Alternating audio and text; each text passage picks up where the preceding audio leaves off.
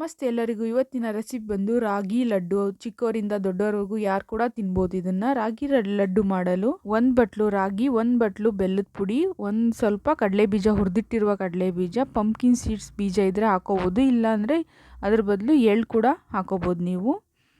ಸ್ವಲ್ಪ ತಣ್ಣೀರು ಹಾಕಿ ಮಿಕ್ಸ್ ಮಾಡ್ಕೋಬೇಕು. ನೀವು ಚಪಾತಿ ಹಿಟ್ಟು ಕಲಿಸ್ಕೊತೀರಲ್ಲ ಅದೇ ರೀತಿ ಕಲಿಸ್ಕೊಂಡ್ರೆ ಸಾಕು. ಸ್ವಲ್ಪ ಗಟ್ಟಿ ಇರಬೇಕು. ಇಲ್ಲಿ ನಾನು ಸ್ವಲ್ಪ ನೀರು ಹಾಕ್ಬಿಟ್ಟು ಕಲಿಸ್ಕೊತಾ ಇದ್ದೀನಿ.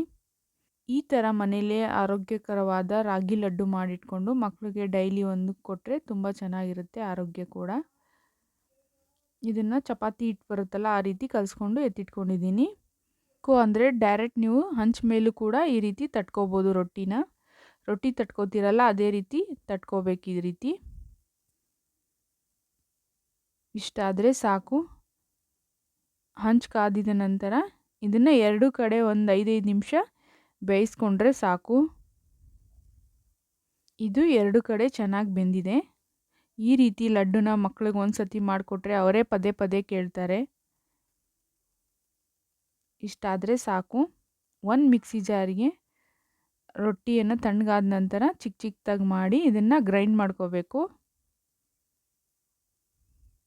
ಅದಕ್ಕೆ ಹುರಿದಿಟ್ಟಿರುವ ಕಡಲೆ ಬೀಜ,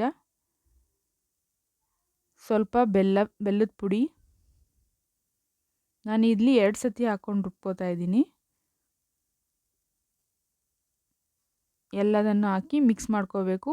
ಸ್ವಲ್ಪ ತುಪ್ಪ ಬೇಕು ಅಂದರೆ ಕೂಡ ನೀವು ಎಳ್ಳು ಕೂಡ ಹಾಕೋಬೋದು. ಇಲ್ಲಿ ಪಂಪ್ಕಿನ್ ಬೀಜ ಹಾಕ್ಕೊಂಡು ಮಿಕ್ಸ್ ಮಾಡ್ಕೋತಾ ಇದ್ದೀನಿ. ಸ್ವಲ್ಪ ತುಪ್ಪ. ಯಾವ ರೀತಿ ಲಡ್ಡು ಕಟ್ತೀರಲ್ಲ ಅದೇ ರೀತಿ ಲಡ್ಡು ಥರ ಇದನ್ನು ಕಟ್ಕೊಂಡ್ರೆ ಸಾಕು. ಇದನ್ನು 2-3 ದಿನ ಇಟ್ಟು ಕೂಡ ತಿನ್ಬೋದು.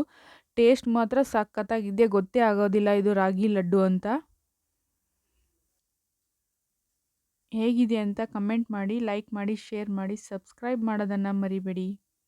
ನೋಡಿ, ನಾನಿಲ್ಲಿ ಒಂದು ಮುರಿದು ಕೂಡ ತೋರಿಸ್ತಾ ಇದ್ದೀನಿ ನಿಮಗೆ. ತುಂಬ ಸಾಫ್ಟಾಗಿ ಬಂದಿದೆ. ಈ ಲಡ್ಡುನ ನನ್ನ ಮಗನಿಗೆ ಟೇಸ್ಟ್ ಮಾಡೋಕ್ಕೋಸ್ಕರ ಕೊಡ್ತಾಯಿದ್ದೀನಿ. ನೋಡಿ, ನನ್ನ ಮಗನಿಗೆ ಗೊತ್ತೇ ಆಗೋದಿಲ್ಲ ಇದರಲ್ಲಿ ರಾಗಿ ಹಿಟ್ಟು ಹಾಕಿದ್ದೀನಿ ಅಂತ. ನನ್ನ ಮಗನಿಗೆ ಗೊತ್ತೇ ಆಗೋದು. ಅಮ್ಮ ಇಷ್ಟೊಂದು ಟೇಸ್ಟಿ ಮಾಡಿದ್ಯಾ?